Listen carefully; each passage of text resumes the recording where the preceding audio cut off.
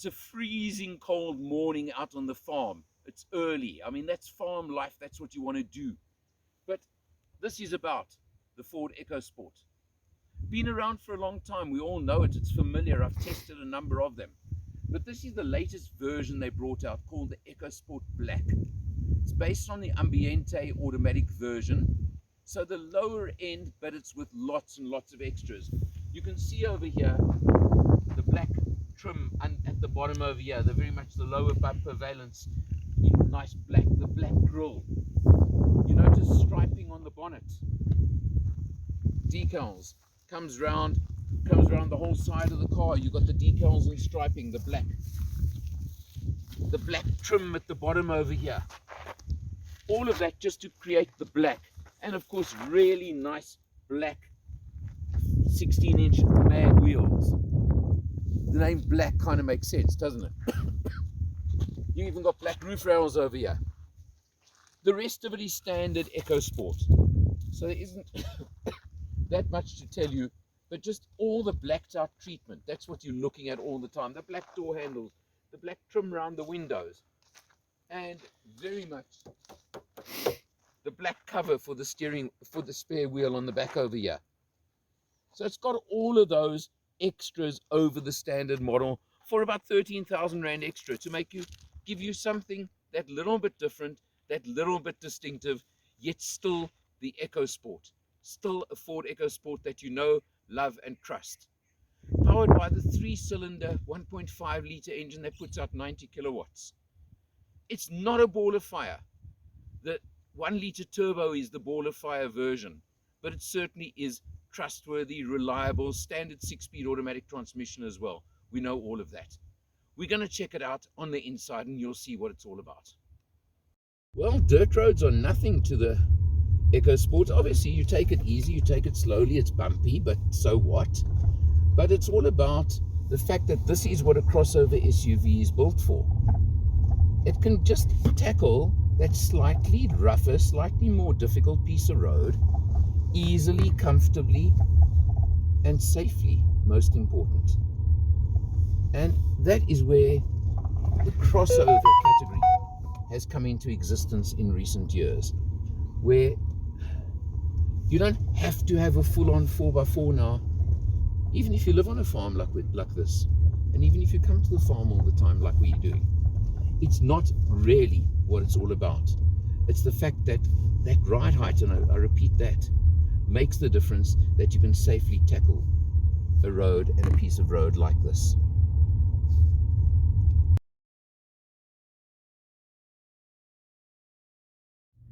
The instrumentation may be a bit basic, but it gives you the information you need. And of course, the figure I always want to show you is what's showing there right now. We've done quite considerable mileage on this test, and a lot of open road cruising, some dirt roads. We've really given it all by going to the farm with this one. And you can see we're sitting on 7.6 litres per 100. Now, I can tell you that's probably about the worst kind of figure you're likely to see from this car, so it certainly does give you a good indication. That 91 kilowatts, 150 Newton meters is what gives it all to you. Of course, you don't have auto-on headlights or anything like that, but you don't expect it at this level of car.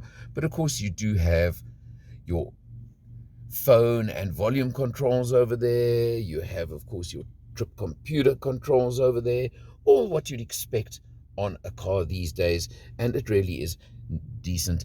Also here, the door locking and unlocking on the door, and it is auto locking on pull-off. So well done for that over there, Ford. The dashboard, of course, is plastic, but interesting little extra area there that you could maybe put something on, and it does have a bit of holding over there. A little almost grab bar over here for passengers, which is nice as well. So it's got all features like that and lots of space. You come to the center here, and this is where Ford, I've really got to comment and be a little bit negative.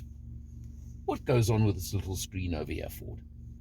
Really, it's just, to me, way back, way lower than what I expect from any modern car nowadays, and that's what you get when you go into reverse gear as well. Yeah, the beepers are there, great stuff, but a camera? Come on. all your opposition do have them. That's the point I want to make. The radio's good quality. You've got Android Auto, Apple CarPlay. You've got all those features, so that's good. But I just think there's a little bit lacking there. But anyhow, come down over here. Manual aircon, but works very well. Your demisting function on the windscreen in the middle of winter, you need to know that's working, and it really does work nicely for you. Very nice over here. 2 USBs. Good stuff for the front seat. Traction control off switch over there if you ever want to use it, and a 12 volt over here. All very standard, to be expected, but nice features. Your 6-speed auto gearbox, smooth, comfortable, really does the job well. I've got no issues with it, well paired to this engine. And there's a rocker switch on the side over here. No paddles on the steering wheel, but if you really want manual override, you can use those. And there is even down at the bottom over there, if you want to lock in low gear, you can use that. Okay. Don't see where you need it, but if you do, it's there for you and it's available. Good old manual handbrake, no issues with that whatsoever. The EcoSport's familiar. We've tested so many of them over the last few years. The special edition black gives you those nice little extras that you would expect and that you could think as a special edition model. So that is really pretty neat and pretty interesting as well. Lots of other things to tell you. And it's for a premium of 13,000 Rand over the Ambiente Auto model. So if you think of it that way, at 336,000 Rand, it's certainly competitive in the crossover SUV market. It's got a lot going for it. Whether you go for that or you spend a little bit more and go up to the 1-litre turbo engine, well, it depends if you really want more performance or whether you're satisfied with what you get on this one, which is more than adequate for the type of vehicle. Well, you get a 4-year, 60,000 kilometer service plan thrown in as well. This market sector is so crowded, it is unbelievable. And there have been so many new launches into it recently as well. But the EcoSport was one of the first. It's certainly proven itself, and it's certainly been a good seller for Ford for a good couple of years now. And it's still selling strongly. All these factors do make a big difference. Crossover SUV buyers, you know this one. You got to check it out along with all those other newcomers that have come along in the sector. For Motor Matters, I'm Eleanor. I'll see you next time.